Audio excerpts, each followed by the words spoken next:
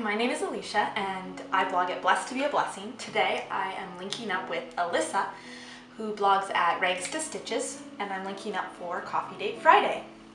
So today, if we were sitting down to have coffee, we would either be at my house or at the Starbucks down the road, most likely, and I'd be drinking iced coffee as always. And I would first off just want to ask all about you. How's your life going? What's God teaching you? Just tell me. I'd want to hear all about you.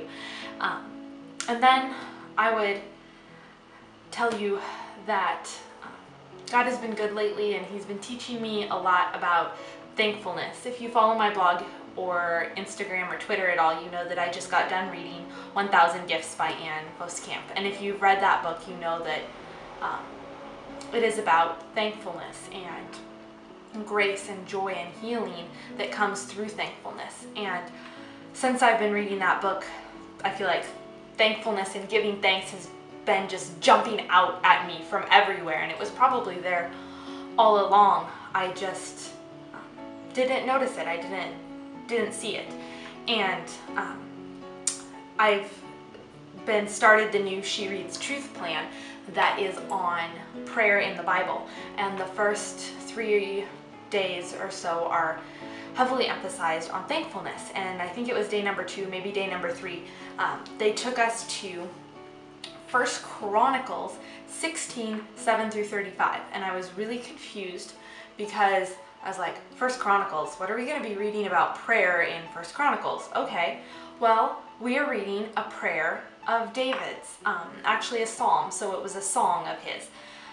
And this prayer or song came right after he had just gone and found the Ark of God that had been misplaced. It hadn't been in the tabernacle for a long time. People had not had it in the place of worship like it was supposed to be. And he brought it and put it in the tabernacle, set up the tabernacle, had the priests gather together for sacrifices again, and he was rejoicing, he was celebrating, and he was also giving this beautiful command to the children of Israel, saying, go and do this. Now that we have the Ark of God in our midst, like, here's what you need to do to worship Him and follow Him. And so I wrote down all of the commands that David made in that passage, because it just struck me how many command words there were. Give, call, make, sing, talk, glory, remember, seek.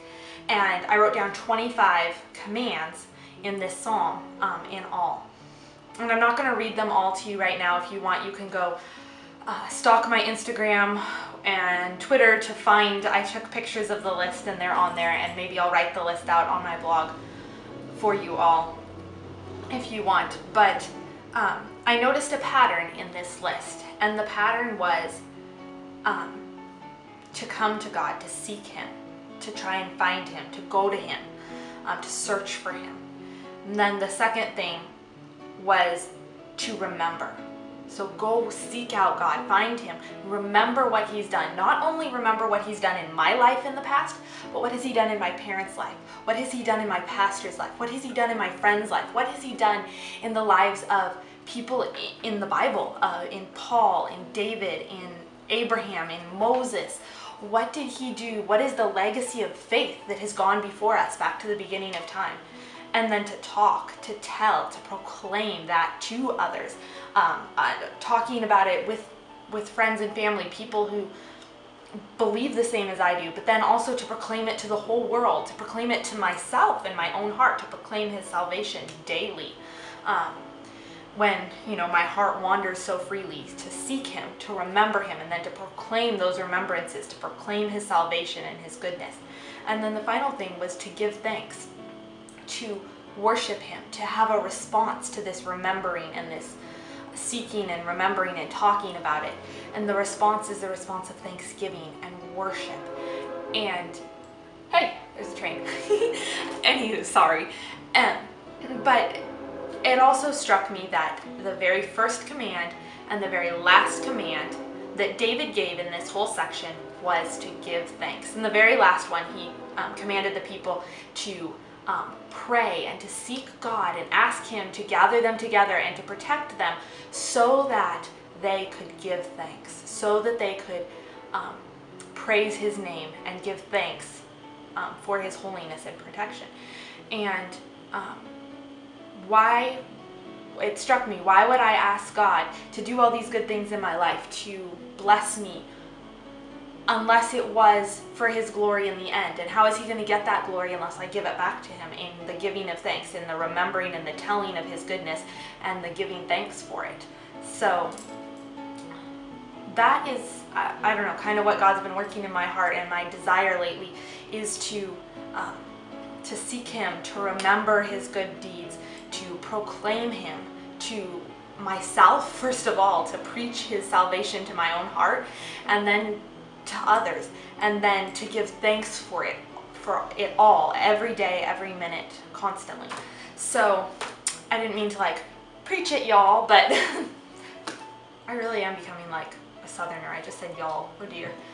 Anywho, I hope that somehow that can just kind of bless and encourage you, and you know what's going on in my heart and my life right now, which I think is so important in any relationship, to have that back and forth of what, you know, what's going on in each of you, because it'll be different in different times. And so I look forward to hearing what's going on in your life and what God is working in your heart right now, whatever that may be.